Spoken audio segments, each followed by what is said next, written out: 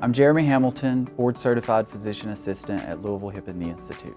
When patients are done with treatment, I want them to feel great, obviously.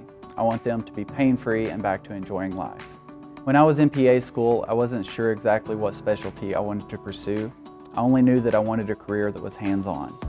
My first job out of school, I worked for a surgery department in many different types of surgery, and I fell in love with the idea that we could go inside a patient's body and fix their problems.